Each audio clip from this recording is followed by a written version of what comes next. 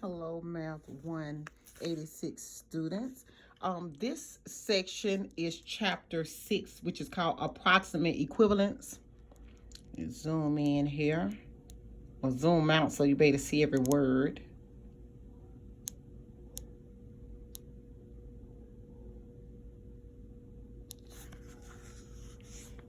Let me turn the page.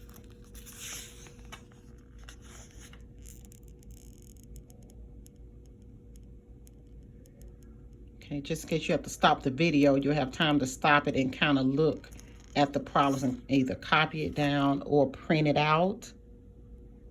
But don't just give me answers on a paper. Okay, now in order to do this section, you're going to have to look in your text. But if you don't have the equivalent, this is on page 102 in the white book. 1 gram equals 1,000 milligrams. We're just going to set it up like proportions. This next section here, household measurements. Drop stands for GTT. Teaspoon, 60 drops. The abbreviation is teaspoon. Okay, and then we know what teaspoon is, kind of like the spoon you have in your kitchen, but the tablespoon is a little bit larger. Okay, so I want you to look at those. I know they're on different pages of your book, but just in case you don't have the book and you need to zero in on it, I want you to be able to zero in on the equivalent, so you know exactly where am I getting this information from. So let's start with, I just want to do a few, because once I do 1 or 2, you're going to be like, oh, Ms. Thomas, I got this. Okay, so let's start with the first one. Solve for X for each of the following. Use a fraction or colon format. So number 1 says a child weighing 55 pounds weighs how many kilograms? Okay, if y'all don't mind, let me write that down. All of my book was just not closed up. Okay, a child weighing, let me turn the book over.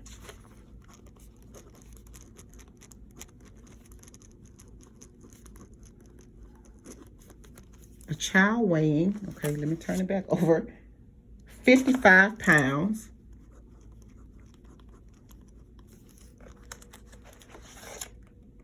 weighs how many kilograms? Okay, so we just talked about kind of conversions. So, but here, and you need to go back to pounds and kilograms, all right? But you're not moving decimals because you're just trying to figure out if a child's weight is 55 pounds, if you move the decimal back and forth, you know the child, is no way the child will weigh 550, so you're not moving decimals. But you are looking to see the conversion. Okay, let's see.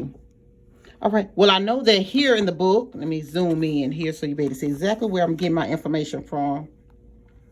It says 1 kilogram, which is also equal to 1,000 grams, is the household equivalent is 2.2 pounds. So I want you to write 1 kilogram over, with the fraction line, and then 2.2 pounds. So let me show you how to set that up.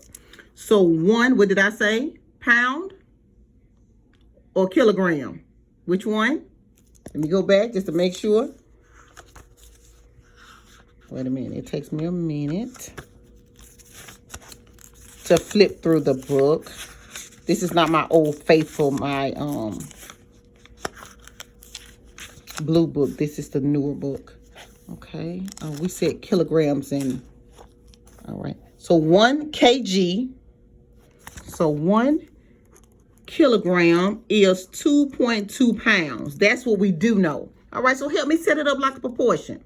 All right, so we talked about matching units. Kilogram on top, that means the kilogram has to go on top. Kilogram, kilogram, pound, pound. Well, I'm reading the question, the problem, and it says, oh, child weighing 55 pounds. So the LBS stands for pounds. So I'm going to put here at the bottom, pound, pound, kilogram, kilogram. So here, if I put 55 pound here, that means X goes here. So I want to cross multiply. So you know how to cross multiply well. So I'm going to do 2.2 pounds times X. I like to write all of my units. And 1 times 55 is 55 pounds per kilogram. I write every unit down. Now I want to divide both sides by 2.2 pounds. Okay. A bit, y'all. 2.2 pounds. So I want you to put 55. You're just going to divide it. 55 divided by 2.2 in your calculator is this child weighs 25 kilograms on the scale. So we just cross multiplying. That's it. Cross multiplying, setting up your proportion. Because I think oftentimes in school, a lot of my students can do proportions. It just comes really natural. So I'm glad this class is just really about proportions, setting them up and then just cross multiplying. So not a lot of steps whatsoever.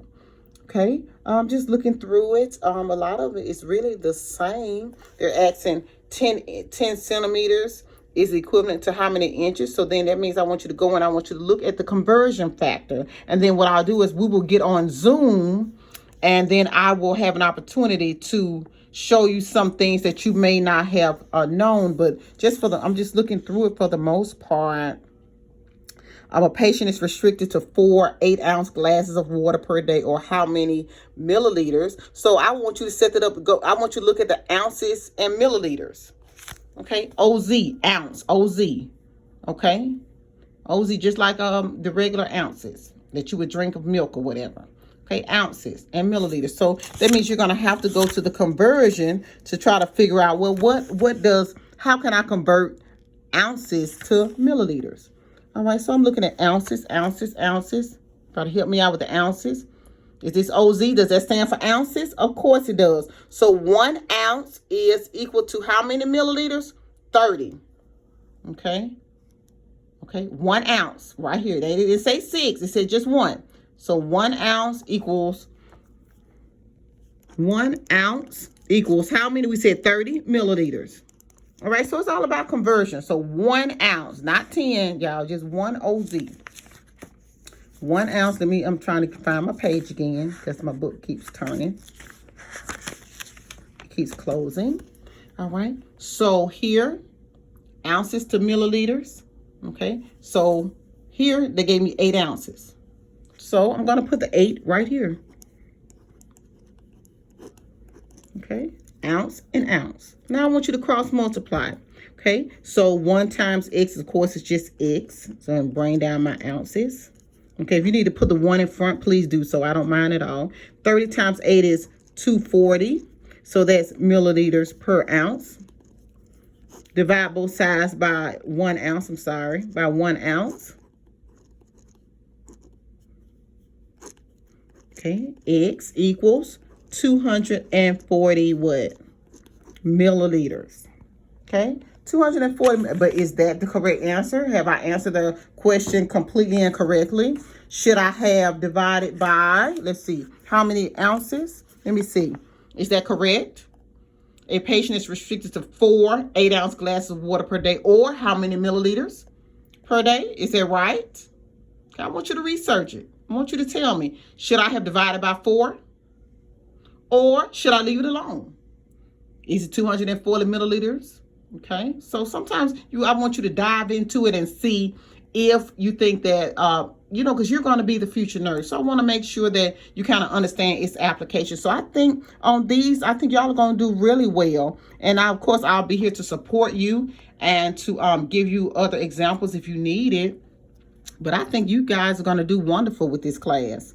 I'm just looking over it. You're going to change. You're going looking for MG and MCG. You need to look at the table and kind of make sure you get the conversion together first. I don't want to give you all the good juicy details, but I do want you to be able to work it out and understand it. Because of course I could do all of the problems for you and apply, but I want you to be able to look at it, kind of dive into it and say, oh, okay, the only thing I need to do is convert this and multiply and divide this. So I want you to get into a habit of looking at what you need to plug in and what you need to cross multiply.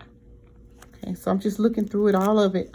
It's actually similar to the first problems that we did. I'm just looking through it to see. No, everything looks pretty much the same. Here on 5, they ask you for milliliters, and then they ask you for teaspoon. So I want you to look at teaspoon. TSP. So I don't want to give you the answers. I just want you to kind of look first and see if you're able to solve it. And the ones you're not able to solve that are not part of your homework, it's something that's odd. If you need me to just solve it, please let me know and I will solve those problems for you. But I think you'll be able to get it.